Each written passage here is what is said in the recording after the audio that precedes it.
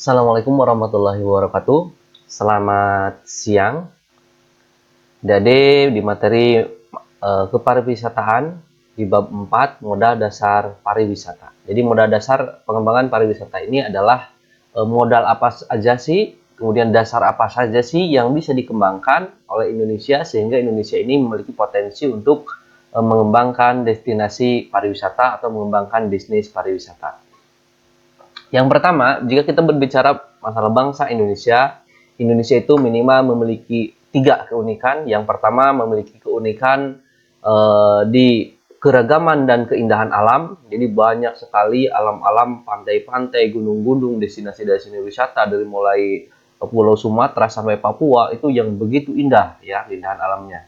Kemudian keragaman suku dan adat istiadat, ya, ada suku Jawa, ya, Madura, suku Dayak, ya, kemudian adat istiadat yang berbeda-beda antara suku tersebut, antara pulau tersebut, melalui bahasa, ya, dan lain sebagainya. Kemudian yang ketiga ada keragaman seni dan hasil kerajinan rakyat, sehingga ini sangat cocok untuk oleh-oleh sesuatu hal yang khas yang tidak ada di negara lain. Sehingga negara lain kalau melihat bangsa Indonesia, satu negara kepulauan, satu negara kesatuan, yang terdiri dari 34 provinsi, ini memiliki berbagai keragaman, keindahan alamnya indah, adat istiadatnya khas, kemudian hasil kerajinannya juga bagus-bagus ya. Yang kedua adalah sumber daya pengembangan ya, di bidang pariwisata yang di Indonesia. Kenapa Indonesia ini sangat layak dikembangkan? Nah, karena ini poin-poinnya ada sekitar 7 poin ya yang menyebabkan kenapa Indonesia memiliki sumber daya yang sangat bagus, yang sangat hebat, yang sangat lengkap untuk dikembangkan menjadi destinasi wisata. Yang pertama, letak luas wilayah dan letak strategis. Indonesia itu sangat luas ya, dari Sabang sampai ke Merauke. Ya, di barat sampai ke timur, ya, ini ada sekitar 17.000 pulau. Kemudian letaknya sangat strategis. Nah, strategisnya kenapa? Karena diapit oleh dua benua, di atas benua Asia, di bawah benua Australia ya. Kemudian Indonesia juga sangat strategis karena berada di jalur utama ya. Kalau dari utara ke selatan pasti lewat Indonesia, dari barat ke timur juga melewati Indonesia. Jadi letaknya sangat strategis, diapit oleh dua benua.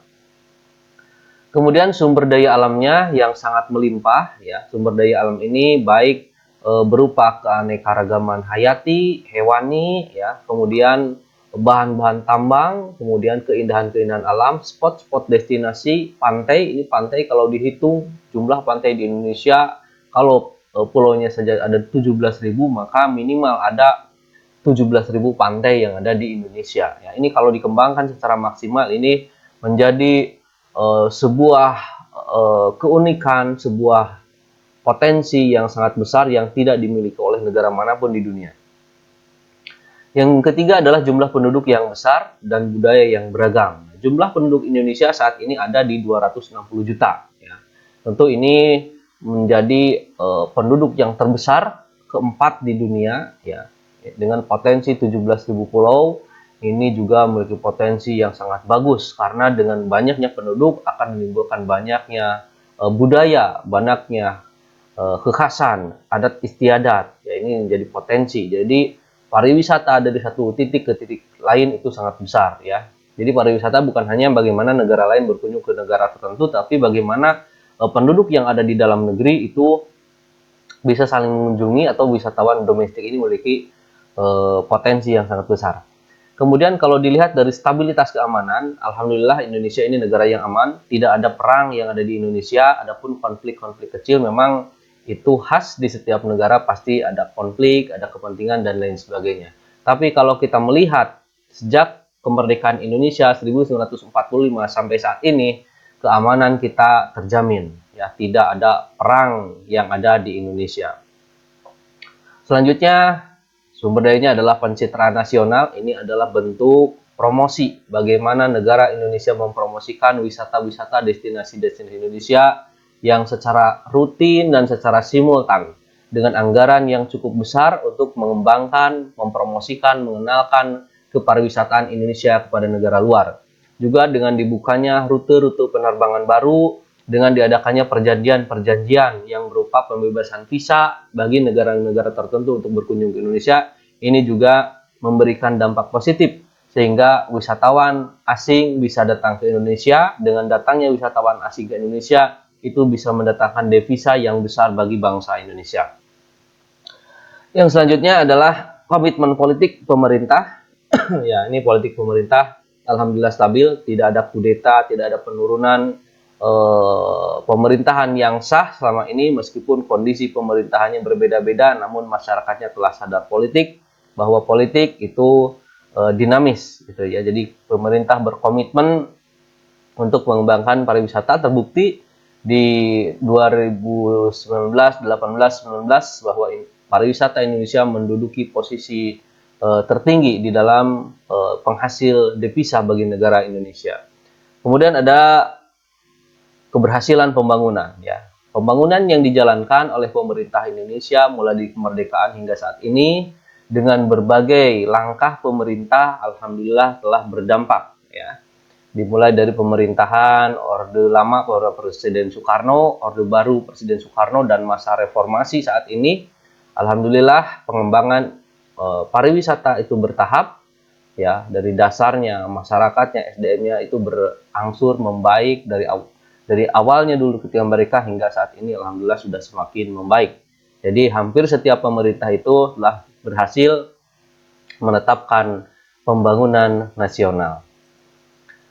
Kemudian yang menjadi kendala dalam pembangunan pariwisata Indonesia adalah yang pertama itu yaitu sering timbulnya konflik dan kerusuhan sosial serta situasi politik yang memanas. Ini terutama situasi politik yang memanas ini bila berhubungan dengan masa pilpres ya. Pilpres atau pemilu legislatif, itu masyarakat terfokus untuk memilih pemimpin mereka, dan ini wajar.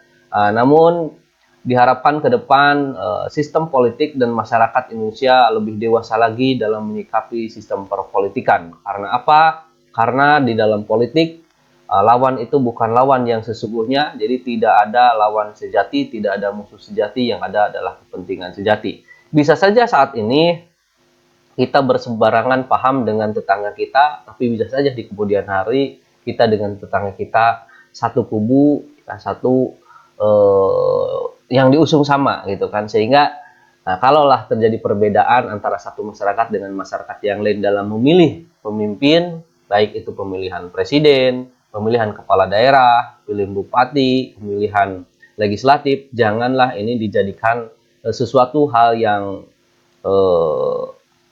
aneh atau bisa menimbulkan perpecahan. Justru ini harus dijadikan sebagai ajang kompetisi kita dengan yang lainnya sambil tersenyum ya.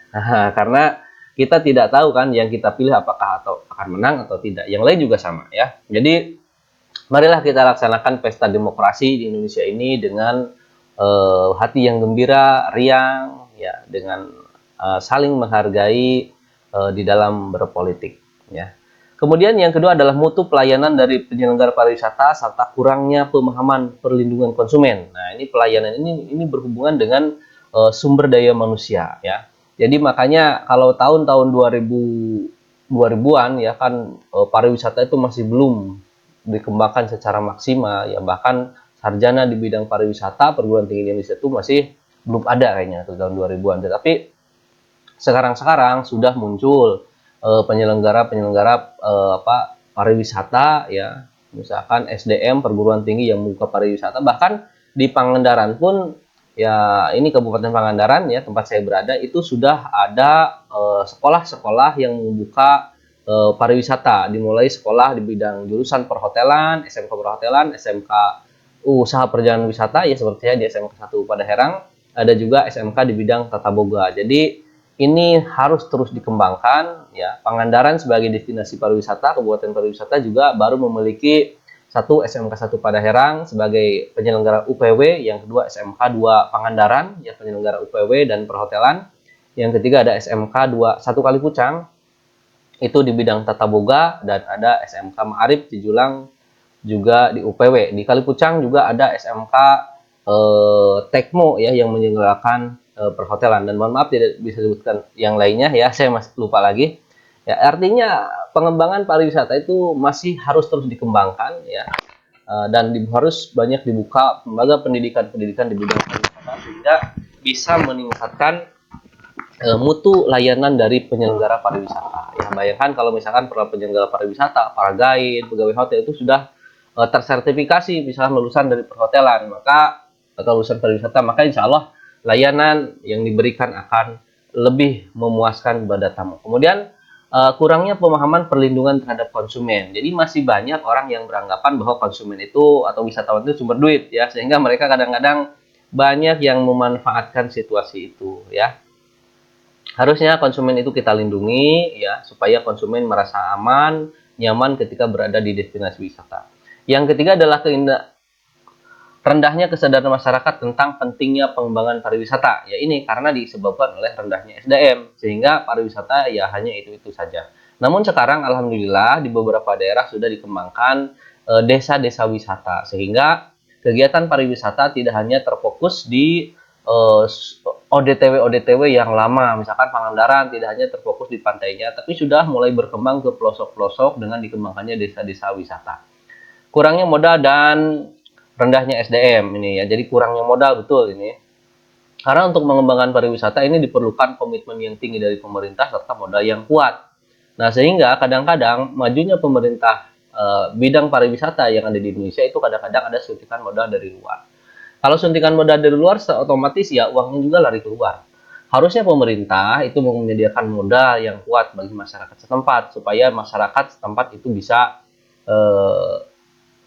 menikmati potensi wisata. Contohnya di Pangandaran, ya. Pangandaran itu hotel itu ada banyak sekali, lebih dari 200 hotel dan restoran.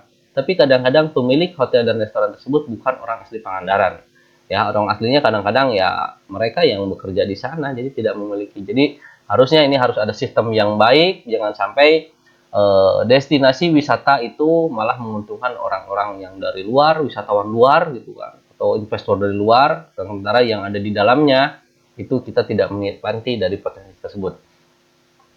Kemudian sistem transportasi yang belum memadai. Nah, ini juga sama, ya.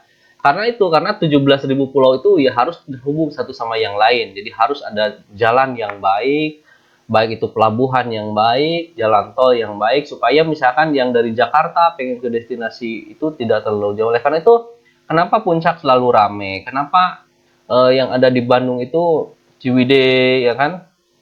Kemudian Lembang itu selalu ramai karena mereka dekat. Jadi waktunya dari Bandung ke Lembang itu paling setengah jam, ya. Kemudian dari Jakarta ke Puncak itu juga dekat. Padahal kalau kita melihat banyak destinasi-destinasi sekitar, ya, misalkan bagaimana yang ada di Jawa Barat ini, Pantai Pangandaran. Tapi mereka kalau pergi Pangandaran dari Jakarta ya mungkin memakan waktu 6 sampai 7 jam.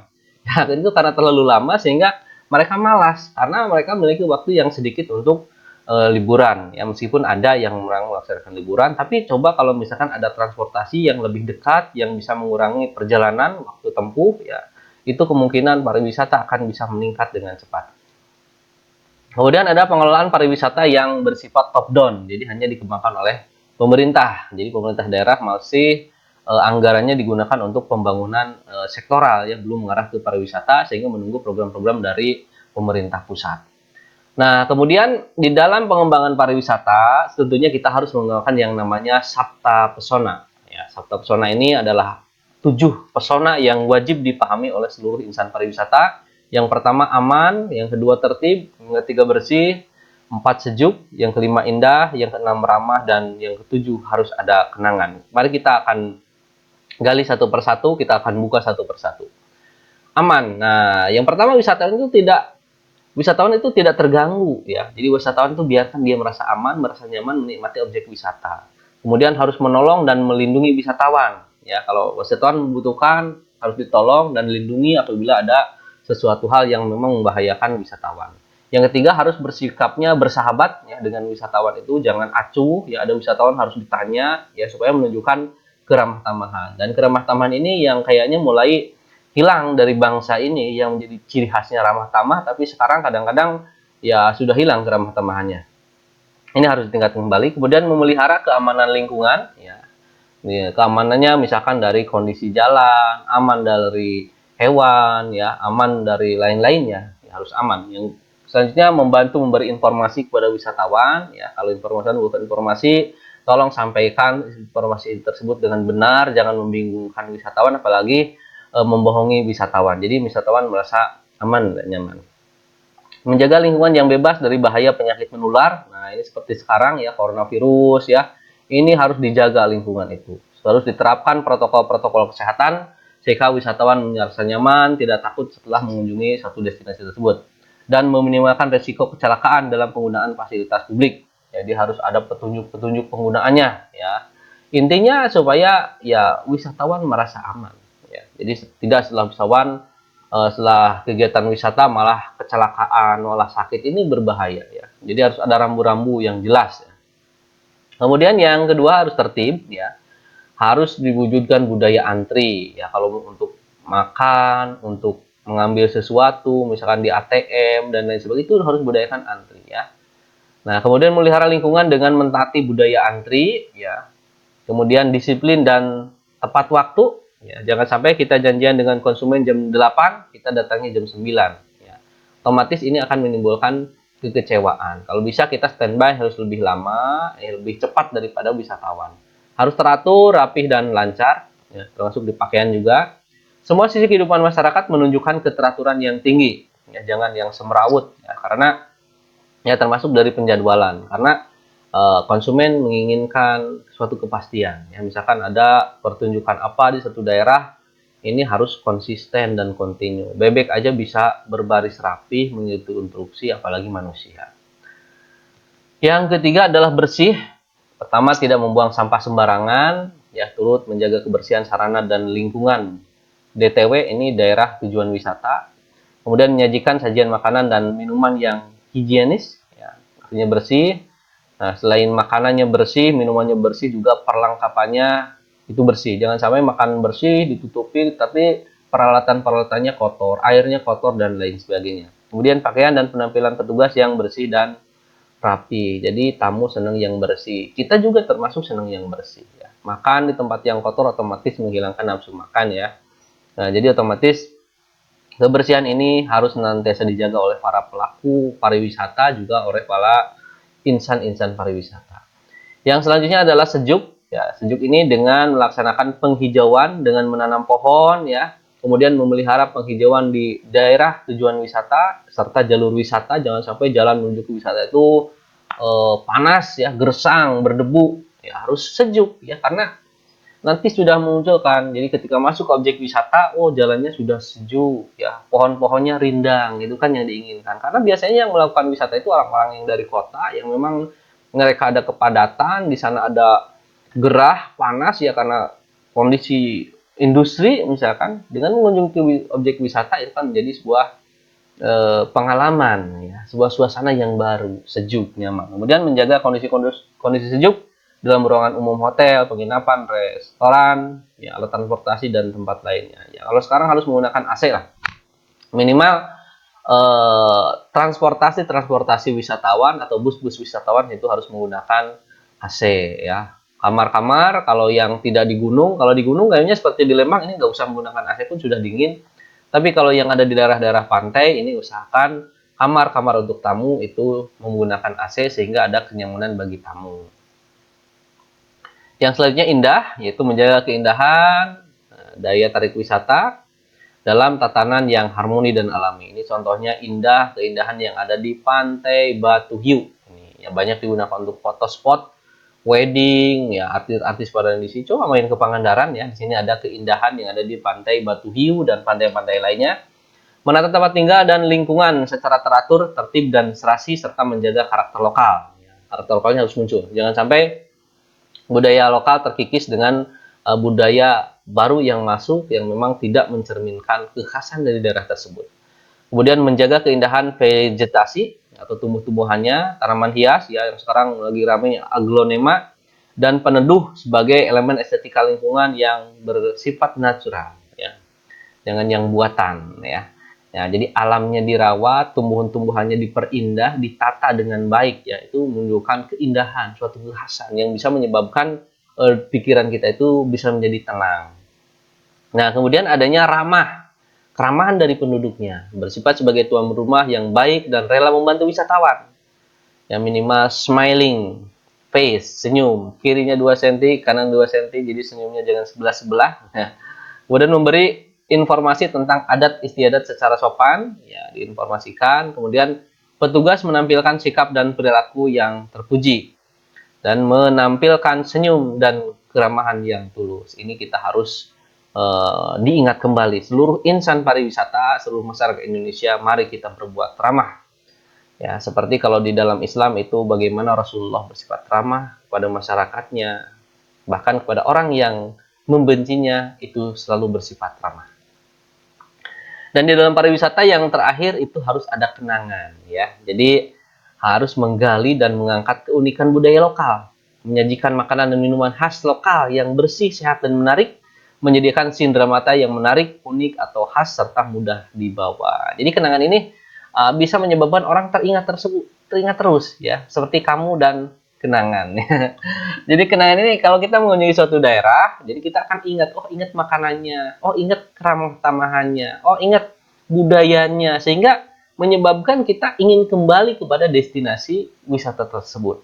Nah, itulah mungkin Bapak Ibu, adik-adik semuanya, bagaimana modal dasar pengembangan pariwisata Indonesia. Indonesia yang memiliki sumber daya alam maupun sumber daya yang melimpah, kemudian harus dilengkapi dengan kemampuan SDM. Jangan lupa untuk mengembangkan Sabta Pesona. Mungkin itu presentasi untuk hari ini, masalah pengembangan modal dasar pariwisata Indonesia. Terima kasih. Wassalamualaikum warahmatullahi wabarakatuh.